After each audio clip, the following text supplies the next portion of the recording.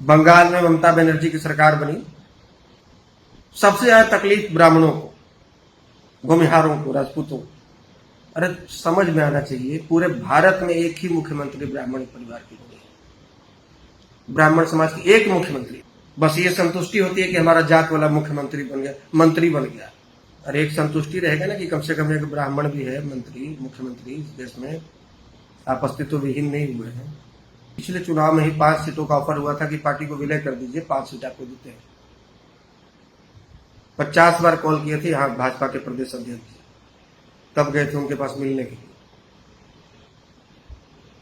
तो ज्यादा अच्छा होता, पार्टी को विलय कर लिए होते, घर के 2 विधायक होते, 3 और विधायक हमारे अपने लोगों को बनवा दिए होते, और हम भी मंत्री बन जाते भूमिहार के नाम पर, और निश्चित रूप से मंत्रालय मिलता और समझ में आएगा। बंगाल में ममता बनर्जी की सरकार बनी, सबसे ज्यादा तकलीफ ब्राह्मणों को, भूमिहारों को, राजपूतों को। अरे समझ में आना चाहिए, पूरे भारत में एक ही मुख्यमंत्री ब्राह्मण परिवार की होती है, ब्राह्मण समाज की एक मुख्यमंत्री। अब आप कहेंगे कि ब्राह्मण वाला उसका कौन सा कर्म है, ब्राह्मणों के लिए उसने क्या कर दिया? तो मंगल पांडे मंत्री बनते तो खुश होते हैं कि नहीं होते? गिरिराज सिंह मंत्री बनते तो खुश होते हैं कि नहीं होते? रविशंकर प्रसाद मंत्री बनते हैं तो खुश होते हैं कि नहीं होते? राजनाथ सिंह मंत्री बनते हैं तो खुश होते हैं कि नहीं होते? तो आपका हल चलाते हैं आके मंत्री बनने के बाद, क्या आपके घर का भोजन चलाते हैं? बस ये संतुष्टि होती है कि हमारा जात वाला मुख्यमंत्री बन गया, मंत्री बन गया, फलाना मंत्रालय का चीफ हो गया। अरे एक संतुष्टि रहेगा ना कि कम से कम एक ब्राह्मण भी है मंत्री, मुख्यमंत्री इस देश में, आप अस्तित्व विहीन नहीं हुए हैं। और भाजपा वाला कर दे, सरकार बन जाएगी तो क्या कर देगा? और जहां जहां भाजपा की सरकार रही है, क्या कर लिया? आपके पड़ोस का राज्य है झारखंड, रघुवर दास बने तो थे सीएम, क्या कर लिए? क्या कर लिए? भाजपा के सीएम थे ना, निर्दलीय उम्मीदवार से चुनाव हार गए। क्या कर लिए? बहुत अच्छे कर्म थे, बहुत अच्छा कमांड था केंद्रीय नेतृत्व का, तो उनसे क्यों नहीं काम करवा लिया? मनोहर लाल खट्टर क्या कर रहे हैं? क्या कर रहे हैं? अंधभक्ति से बाहर निकलिए और उनको साथ लीजिए जिनको आपने आज के 30 वर्ष पहले छोड़ दिया है राम मंदिर के नाम पर। मंडल कमंडल की लड़ाई आप लड़ रहे थे और आपको मोड़ दिया गया राम मंदिर की तरफ, हिंदू मुसलमान की तरफ। क्योंकि पता है ना कि लड़ने वाली जातियां आप ही हैं, राजपूत हैं, भूमिहार हैं, ब्राह्मण हैं, आप लड़ने वाले हैं। आप बौद्धिक रूप से मजबूत हैं, आप कलम से भी लड़ते हैं, आप तलवार से भी लड़ते हैं, आप हथियार से भी लड़ते हैं, आप यहां से भी लड़ते हैं, सबको पता है, इसलिए आपको आगे किया गया। तो देखिए नतीजा क्या है। आप जिसकी भक्ति में लगे हुए हैं वो जय भीम करने में लगे हैं, और जय भीम के नाम पर जो संगठन बना रहे हैं वो आपको यूरेशियन घोषित करने में लगे हुए हैं। सवर्ण समाज विदेशी है, इसका डीएनए यूरेसी है। और दूसरे तरफ जो कह रहे हैं कि हम सेकुलरिज्म की राजनीति कर रहे हैं, हम मुसलमानों के सबसे बड़े शुभचिंतक हैं, राजद कांग्रेस जैसे लोग, सपा जैसी पार्टियों के लोग, वो क्या कर रहे हैं? मुसलमानों को आगे कर रहे हैं।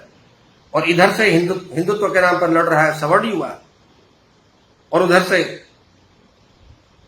सेकुलरिज्म के नाम पर लड़ रहा है मुस्लिम युवा। थोड़ा पीछे जाइए 30 साल पहले और देखिए कि जब आप साथ में थे तो आपका वजूद क्या था और आज आपका वजूद क्या है। हम बार बार कहते हैं कि आपको जाना है दिल्ली की तरफ और आप हावड़ा वाला ट्रेन पकड़े हुए और हर रोज दिल्ली से 10 कदम दूर जा रहे हो। हम जानते हैं कि इसमें सबसे ज्यादा विरोध हमें अपने समाज के लोगों का झेलना पड़ेगा, क्योंकि पिछले 30 वर्षों से जो जहर भरा गया है ना किसी जाति, किसी धर्म के प्रति आपके मन में, उस जहर को निकालना इतना आसान नहीं है, समय लगेगा। हम अपनों का विरोध सहने के लिए तैयार हैं, हम अपनों का गाली सुनने के लिए तैयार है। आज तो ये माहौल है कि केंद्र सरकार, मोदी सरकार या भाजपा जिसको कहें, जो केंद्र में है, हम उसी की बात करेंगे। यदि आप उसके गलत नीतियों की आलोचना करते हैं तो आपको पाकिस्तानी एजेंट कहा जाएगा, आपको कांग्रेस राजद का समर्थक कहा जाएगा, आपके पेज को रिपोर्ट मारा जाएगा, आपकी आईडी बंद कराई जाएगी, आपको गालियां दी जाएगी, आपको मेंटली हरास किया जाएगा। तो इन सबों के लिए यदि आप तैयार हैं, आप यदि वाटर प्रूफ बनकर तैयार हैं कि नहीं, जो भी होगा हम देश के लिए, अपने लोगों के लिए संघर्ष करते रहेंगे, चाहे हमें अपनों का ही क्यों न विरोध सहना पड़े, फिर भी हम जो सच रास्ता है, जो हमारे पूर्वजों ने जो हमको दिखा कर गए, जिनको हम आदर्श मानते हैं, उनके रास्ते पर चलेंगे। तो चलते रहिए। और ये जो लोग आज ना समझ लोग जो विरोध कर रहे हैं, उसको इग्नोर कीजिए, अनदेखा कीजिए। ये तो चाहते हैं कि आप आज जो हमारे समाज के खास करके युवाओं की जो मेंटेलिटी है कि आप खूब मोदी मोदी कीजिए, खूब जय भाजपा कीजिए, हम आपका समर्थन करेंगे। तो पिछले चुनाव में हम तो कई बार कहे कि पिछले चुनाव में ही 5 सीटों का ऑफर हुआ था कि पार्टी को विलय कर दीजिए, 5 सीट आपको देते हैं। 50 बार कॉल किए थे यहाँ भाजपा के प्रदेश अध्यक्ष, तब गए थे उनके पास मिलने के लिए।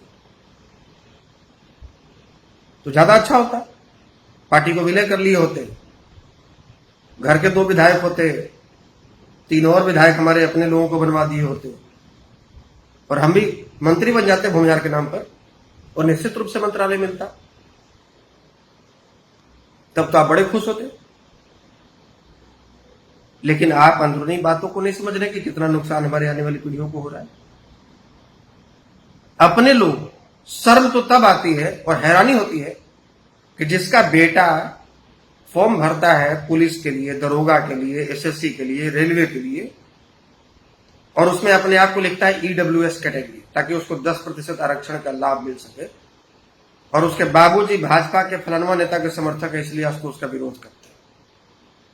शर्म नहीं लगता है विरोध करने में आपको? आपका बेटा जो ईडब्ल्यूएस लिख रहा है अपने कैटेगरी में, उसके लिए हम लोग भी तो संघर्ष किए हैं, लाठी खाए हैं। हमारे संगठन के 2000 युवाओं पर एफआईआर हुआ है, 2 दर्जन से ऊपर केस न झेले हैं। बिहार में और कोई था? कुछ न कुछ तो योगदान जरूर है ना। पूरे भारत में 10 अप्रैल को बंदी हुआ था, पूरे भारत में 9 अप्रैल को ही नजरबंद कर दिया गया था, एक ही व्यक्ति ने था, वो आशुतोष कुमार था। अरे आप समर्थन मत कीजिए, हम आपको समर्थन करने के लिए नहीं बोल रहे, लेकिन कम से कम विरोध तो मत कीजिए। और जो लोग आज बेवजह मुसलमान को गाली दे रहे हैं, या जो मुस्लिम हिंदुओं को, ब्राह्मणों को, भूमिहारों को, राजपूतों को जो गाली दे रहे हैं, उनसे निवेदन है कि आप हवाई बात मत कीजिए। अस्तित्व यदि बचाना है, मुसलमानों को यदि अस्तित्व बचाना है, भूमिहार, ब्राह्मण, राजपूत, कायस्थों को यदि अस्तित्व बचाना है, तो आप एक साथ आइए। और मैं आपसे वादा करता हूं कि जिस दिन आप साथ आ गए, राजद ने आपका इस्तेमाल किया, कांग्रेस ने आपका इस्तेमाल किया, किसी ने आपके बुरे समय में आपका साथ नहीं दिया, यह मुसलमानों के लिए है। और भूमिहार, ब्राह्मण, राजपूतों, कायस्थों के लिए है कि कांग्रेस ने आपका भरपूर इस्तेमाल किया और बचा खुचा राजद वाले नहीं, भाजपा वाले नहीं छोड़ रहे, लेकिन सब आप ही का दोहन कर रहे हैं, आप ही की वजह से मजबूत बन रहे हैं। आप एक साथ आइए, बिहार ही नहीं पूरे भारत की राजनीति पे आपका दबदबा होगा। आप सत्ता के चरम पर रहिएगा, आप जो चाहिएगा वो होगा, कोई आपको हिला नहीं सकता, और आपके बिना राजनीति नहीं हो सकती है। समय लगेगा, लेकिन हमारा ये तरीका समझाने का, आपसे निवेदन करने का, आप लाख गाली दीजिए, आप लाख हमारा विरोध कीजिए, लेकिन हमारा जो काम है वो हम करते रहेंगे।